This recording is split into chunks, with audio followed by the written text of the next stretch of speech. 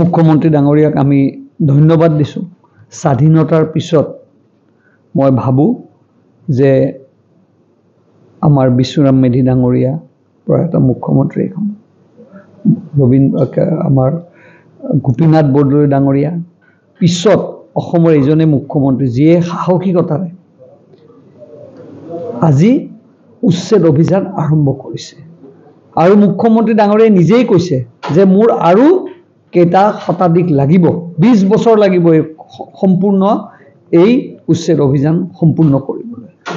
এটা দীৰ্ঘদিনীয়া আমাৰ এটা সমস্যা অসমৰ বিশেষকৈ যিসকল আমাৰ ভূমিপুত্ৰ আছে, যিসকল অসমীয়া আছে, তেওঁলোকৰ মাটি অসমীয়া হাতলৈ আকৌ ঘূৰি অহাৰ এক প্ৰয়াস মুখ্যমন্ত্ৰী ডাঙৰীয়াই কৈছে। তাৰে উদাহৰণৰ চানেকি হিচাপে আজি উইলিয়াম ঘাট। আমি আশা কৰিছোঁ যে এই উচ্ছেদে নতুন অসম গঢ়াৰ যি সপোন মুখ্যমন্ত্ৰী ডাঙৰীয়াৰ আছিল সেই বাস্তৱলৈ ৰূপায়ণ হ'ব। আৰু সকলোকে বিনম্ৰতাৰে অনুৰোধ কৰিছোঁ যে অসমৰ হৈ অসমীয়াৰ হৈ মাতক, খিলঞ্জীয়া মানুহৰ হৈ মাতক আৰু আমাৰ মাটি আমি ঘূৰাই পাবলৈ মুখ্যমন্ত্ৰী ডাঙৰীয়াৰ যোগেদি যি মুখ্যমন্ত্ৰীয়ে যি পদক্ষেপ লৈছে সেই পদক্ষেপক আজি আমি উষ্ম আদৰণি জনাইছোঁ। আজি আমাৰ কাৰণে এক লজ্জাজনক কথা, সাংসদ যিখন আছে লোকসভা সাংসদে হওক বা ৰাজ্যসভাৰ, সেইখন আমাৰ সৰ্বোচ্চ স্থান। তাত আমি সকলোৱে আইন প্ৰণয়ন কৰোঁ, নিজৰ ভাৰত মাতৃক সেৱা কৰাৰ কাৰণে তাত আমি নিস্বাৰ্থভাৱে আমি কাম কৰোঁ।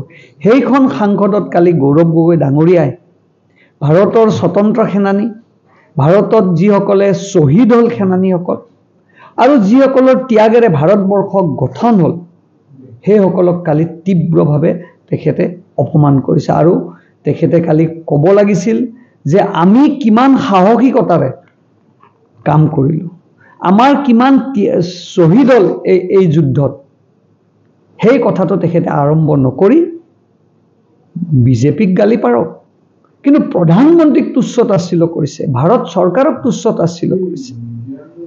আমি সঁচাকৈ এনেকুৱা লাগিছে গৌৰৱ গগৈ যেন পাকিস্তানৰ স্প'ক্সমেন।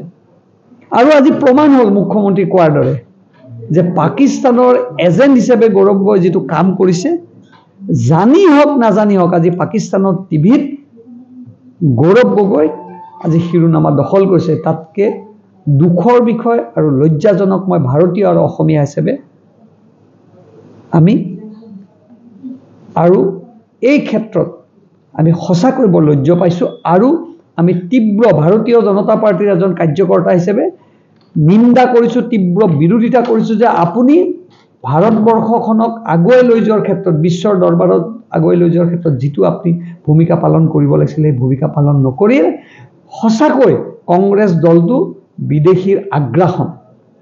মই আজি ক'বলৈ নাযাওঁ তেওঁলোকৰ সভানেত্ৰী কোন দেশৰ নাগৰিক আছিল, আৰু তেখেতৰ নিজৰ কথা মই ক'বলৈ নাযাওঁ, বাকীখিনি কথা ৰাইজৰ হাতলৈ এৰিছোঁ। এই কথাই আমাক ভাৰতীয় হিচাপে অসমীয়া হিচাপে লজ্জাবোধ কৰিছোঁ।